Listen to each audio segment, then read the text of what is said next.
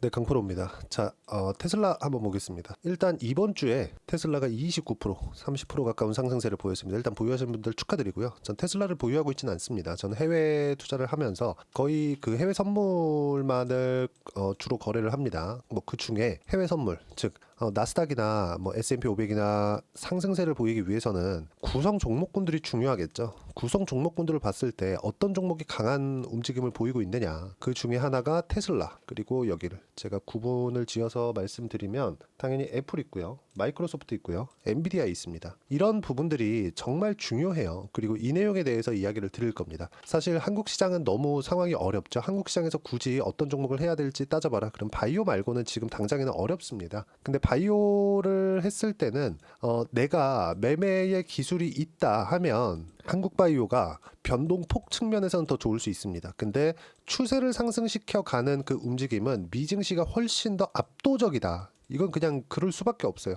뭐 기술력의 차이 이런 부분도 있겠지만 실제 소비자하고 맞닿아 있는 기업들은 미국에 널렸습니다. 예를 들어서 그래요. 삼성전자가 소비자하고 맞닿아 있는 갤럭시나 뭐 이런 부분들이 있겠죠. 근데 삼성전자의 주력은 뭐죠? 반도체입니다. 요즘에 어렵지만 그럼 이 반도체가 물론 일반 PC 사용자나 이런 부분들이 소비자하고 맞닿아 있는 부분들이 있긴 있습니다. 뭐 반도체 중에서 뭐 D램도 있고 그쵸? 그리고 SSD, 낸드죠. 이쪽도 있습니다. 근데 여기서 우리가 봐야 되는 부분은 뭐냐? 실제 구매가 많이 일어나는 쪽에서 그쵸? 소매 쪽으로 압도적인 점유율을 가지고 있는 건 거의 다 미국 기업입니다. 예를 들어서 마이크로소프트, 애플 이런 기업이. 근데 테슬라도 마찬가지다. 그쵸?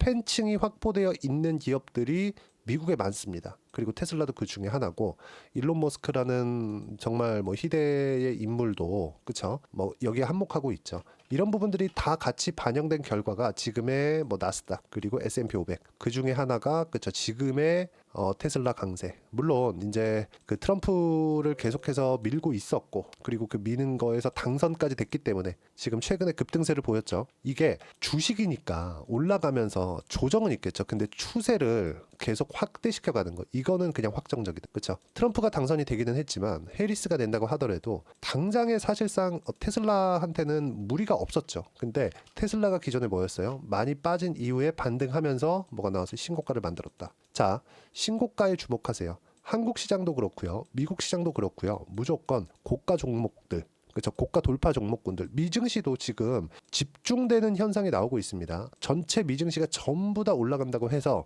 전체 종목군이 다 올라가는 건 아니겠죠. 무슨 얘기냐면 올라가면 올라갈수록 한 곳에 쏠려 들어가게 되어 있습니다. 예를 들어서 그래요. 애플에 대한 부분, 마이크로소프트에 대한 부분. 원래는 이렇게 뒤에 3등이 뭐 아마존이 될 수도 있고 뭐 다른 뭐 빅테크들 이쪽이 될 수도 있었습니다. 근데 AI 시대가 오면서 그쵸? 물론 시가총액 뭐 순위권에 들어가 있었던 테슬라의 경우도 있겠죠. 그러니까 1등하고 2등은 원래 애플하고 마이크로소프트 압도적이었어요. 근데 2등이 붙어 나오면서 아예 바뀌어 버렸습니다. 지금 엔비디아.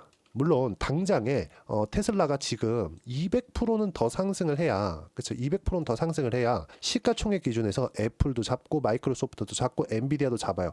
당장에 그렇게 가는 건 어렵겠죠. 근데 상승률 측면에서는 테슬라도 못지않다. 그렇죠. 지금. 그리고 상황이 너무 좋아졌다. 그렇죠? 지금 뭐 해리스가 됐을 때는 어차피 이 전기차 쪽에 대한 수혜를 받겠죠. 물론 이 중간 내용에 머스크 아들 관련된 내용이 딱 돌면서 일론 머스크가 눈이 돌아갔다. 그쵸? 이러면서 이런 내용들이 있습니다. 근데 우리가 가장 중요하게 봐야 될 부분은 해리스가 됐더라도 테슬라는 이렇게까지 빠르게 올라갈 순 없었겠지만 뭐 안 좋거나 그런 게 아니었죠. 이때 실적 나왔습니다. 그쵸? 요때. 요날 실적 나오고 요날 실적 나왔어요. 이때는 바닥이니까 올라와서 이제 고가 매물을 소화하는 과정에 있었고 그쵸? 그리고 실적이 그렇게 썩 좋은 편은 아니었는데 여기서는 실적이 압도적으로 좋게 나오면서 그쵸? 하루에 20% 이상의 주가 상승을 만들어냈고 트럼프가 당선되면서 다시 한번 고가를 회복하는 움직임을 만들어냈다는 점 그리고 고가 한 400불이 조금 넘어가죠. 거기까지도 충분히 올라갈 수 있는 동력을 만들어냈다는 점 그리고 미증시가 단기적으로 한 3일 정도 크게 올랐기 때문에 조정이 들어올 겁니다. 그 조정 구간에서도 테슬라가 받을 수 있는 전혀 뭐 1%도 조정 안 받는다 그렇진 않아요. 근데 최소한의 그쵸? 기간 조정을 받고 추가적으로 상승이 나올 수 있다. 근데 이런 부분들은요. 한국 시장에서도 동일하게 나옵니다. 지금 한국 시장에서 가장 강한 종목이 뭐냐? 알테오젠입니다. 알테오젠도 어때요? 그쵸? 자, 이거 제가 비교해 가면서 이야기를 드릴게요. 쭉 이렇게 한번 보시면 어떻습니까? 알테오젠 엄청 강하죠? 그런데 한 번 더 가죠. 뭐 좋은 내용이 있어요. 근데 어때요? 테슬라도 그렇죠. 애플도 그렇죠. 물론 애플은 최근에 조금 불확실한 면이 조금씩 있죠. 그쵸? 근데 마이크로소프트도 마찬가지예요. 그쵸? AI 들어가는 그 비용에 대해서 약간 조금 우려감이 있는 것도 사실입니다. 근데 엔비디아 어때요? 정말 많이 올랐는데 꾸준하게 올라가죠. 그렇죠. 이런 것과 같은 한국 시장도 동일하게 진행이 되고 있는 겁니다. 근데 한국 시장에서 했을 때는 당연히 바이오를 해야 되고 미증시에서 했을 때, 그렇죠. 미증시에서 매매했을 때 뭘 해야 돼요? 강세 종목군들 해야 된다. 그 중에 지금 하나가 뭐예요? 테슬라다. 그렇죠.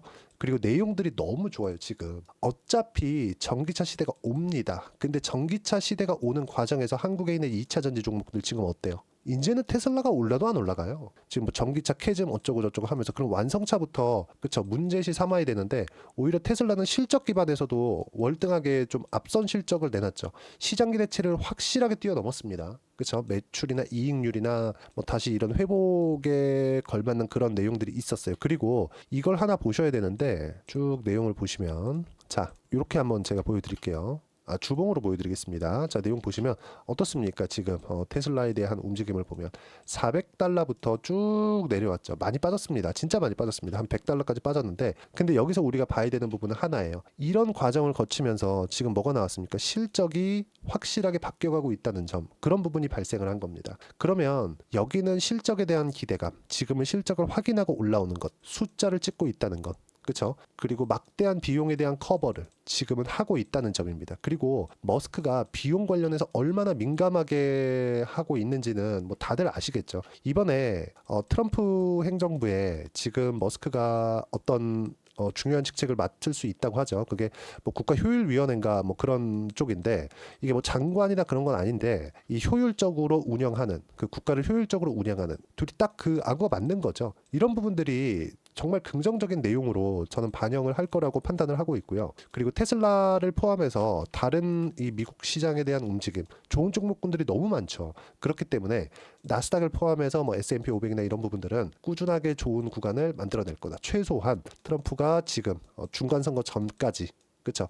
중간 선거 이기면 2년 연장이고 앞으로 2년 동안은 거의 뭐 트럼프하고 지금 머스크하고는 거의 뭐 혈연지간에 가까운 그 정도의 상황이 됐죠. 그렇죠. 이런 부분들에 주목을 해야 된다고 저는 생각을 하고 있고 무엇보다 미증시가 한국 시장보다는 월등하게 뛰어납니다. 근데 한국 시장에서 할 때는 무조건 바이오를 하셔야 되고 미증시에서 할 때는 신고가 종목만 딱딱딱딱 골라서 해야 된다. 여기서 고가 종목을 하라 그런다고 해서 여기서 왜 테슬라를 못 샀나요? 못 삽니다. 사는 거 아니에요. 그렇죠. 올라오고 나서 하더라도 단기간에 몇 프로씩 올라요. 그렇죠. 그리고 이 내용을 보더라도 우리가 엔비디아 한번 보자고요. 보세요.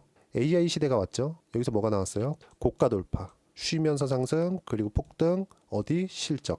이 밑에가 실적 발표, 실적 발표, 실적 발표, 실적 발표예요. 보세요. 그렇죠? 어떻습니까? 실적을 확인하면서 상승을 하고 이 물량을 소화하는데 시간이 좀 필요하지만 그래도 그렇죠. 추가적으로 상승하는 즉 추세를 계속해서 우상향시키는 움직임을 만들어내고 있죠. 비증시의 장점이 이런 거다. 그러면 이 내용의 초입 구간에 있는 게 지금 어딥니까? 테슬라입니다. 테슬라. 그렇죠? 자, 테슬라도 아까 전에 제가 보여드렸었던 여기 보면 우리가 명확하게 볼 수 있는 부분이 있잖아요. 그렇죠? 2020년, 21년도에 이때 얼마나 그 열광적이었습니까? 그렇죠? 근데 첫 번째 자 전환에 성공했죠. 뭘로? 모델 3로. 뭐가 나왔어요? 신고가 돌파. 그리고 물론 여기서 뭐가 나왔습니까? 코로나. 그렇죠? 근데 가장 빨리 회복을 했다. 돌파, 폭등, 쉬고 폭등, 쉬고 이런 부분이 발생을 할 겁니다. 근데 주가가 너무 많이 올라가다 보니까 얼마나 올라간 겁니까? 이거 1년 한 반 정도 기간 동안 20달러에서 300달러까지 15배 올라간 거예요. 그렇죠? 그러면 시가총액 10위권으로 딱 들어갔고 이때 당시에 한 5위권 안쪽으로 들어갔을 겁니다. 그러면서 지금 여기서 뭐가 나왔습니까? 이제는 실적을 확인해야 된다. 그렇죠? 지금 엔비디아가 겪고 있는 내용하고 똑같아요. 엔비디아도 실적 이제 확인해야죠. 너무 많이 올랐으니까. 그럼 실적 확인하는 과정에서 이런 정도의 하락이 나오는데 테슬라 자체는 지금 뭐가 있어요? 뭔가 뭐 전기차 시장에 대한 불확실성이나 이런 부분들이 있기 때문에 그렇죠? 이 구간별로 그리고 차입에 대한 부분 항상 있어왔던 문제잖아요. 이런 부분들을 반영하면서 높은 금리에서 오는 약간 조금 하락폭이 조금 많이 커져 있었던 그런 부분입니다. 근데 여기서 지금 뭐가 나왔어요? 딱 엔비디아가 올라가는 그 초입 구간에 있는 게 딱 요 정도 구간이라고 저는 판단을 하고 있고요. 그리고 이런 부분은 신고가 구간에서 매매를 해야 되는 타점하고 정확히 들어맞는다. 이런 부분들을 제가 하나도 빠짐없이 여기 소통방에서 이야기를 드리고 있습니다. 뭐 최근에는 한국 시장이 너무 안 좋기 때문에 한국 시장에 대해서 코멘트를 계속 드리면서 이야기를 드리고 있는데, 가장 중요한 건 미증시에 대한 움직임입니다. 미증시를 내가 어떻게 판단할지, 그 내용에 대한 부분. 그리고 저는 해외 선물을 주력으로 매매하고 있기 때문에 전체적으로 종목군들에 대한 내용이 정말 중요합니다. 그 종목군들에 대한 내용을 이런 식으로, 그쵸, 예를 들어서 뭐 여기 11월 8일 같은 경우에는 알테오젠 강세, 한국 시장에서 바이오는 강했지만 알테오젠 쉬고 나오면서 뭐 수급이 몰려 있다. 그리고 쭉 보면 다음 주에도 한국 시장에서는 바이오를 계속 보겠다. 강세 종목만을 하고 있는 겁니다. 그리고 실제 한국 시장에서 매매한 내용들을 보면, 그쵸, 강세 종목군들만 매매한 결과 어떻습니까? 30%대 수익 구간 꾸준하게 만들어내죠. 구간별로. 그쵸? 이 내용을 모두 무료로 진행을 하고요. 돈 한 푼도 안 받습니다. 그쵸? 소통방에서 테슬라에 대한 실시간 타점까지 제가 무료로 진행하고 있으니까 구독과 좋아요 그리고 댓글 하나씩 달아주시고요. 여기 010-8713-1916으로 구독이라고 문자 보내주시면 소통방 입장 링크를 순차적으로 공유를 해드리도록 하겠습니다. 자, 가장 중요한 건 테슬라에 대한 가격대를 왜 잡는지, 왜 가격 먼저 봐야 되는지, 오르고 나서 봐야 되는지, 그 부분에 대한 내용이죠. 그 부분은 이야기를 드렸었던 내용하고 동일합니다. 주식은 선반영을 합니다. 선반영하는 과정에서 주가가 올라가는 것이기 때문에 우리가 어떤 식으로 타점을 잡아야 되는지가 중요하다고 이야기를 드리는 거고, 그 타점을 잡는 이론적인 부분은 여기 테슬라의 단기 보유 전략. 단기는 2주입니다.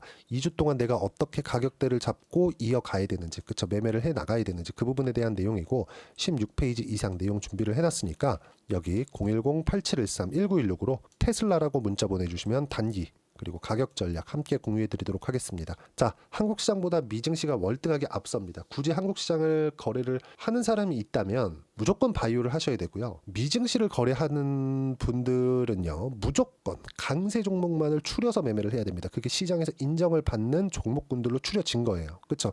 예를 들어서 그런 겁니다. S&P 500은 계속해서 종목군들이 바뀌죠. 거기서 뭐 실적이 떨어지고 뭐 이탈되는 종목군들이 있죠. 예를 들어서 뭐 최근에 인텔 같은 경우에도 다우에서 빠졌죠. 그렇죠? 이런 것처럼 계속해서 교체가 되어집니다. 그렇기 때문에 우리가 어떤 종목을 매매를 하느냐, 잘 되고 있는 종목군들은 올라가고 있기 때문에 그 올라가고 있는 종목들을 해야 된다. 그 부분들을 하나도 빠짐없이 여기 소통방에서 제가 테슬라에 대한 실시간 타점으로 함께 공유를 해드리고, 무엇보다 단기 보유 전략 요 내용 함께 공유를 해드릴 테니까 여기 입장 방법 그리고 요거 받는 방법 확인하셔서 들어오시면 되고요. 그리고 무엇보다도 연말이나 연초에 내가 어떤 종목군들을 하나 딱 골라서 매매를 해야 되는지, 그 부분을 딱 한 종목만 골라놨으니까 영상 끝까지 시청하시고요. 모든 분들이 성공 투자하셨으면 참 좋겠습니다.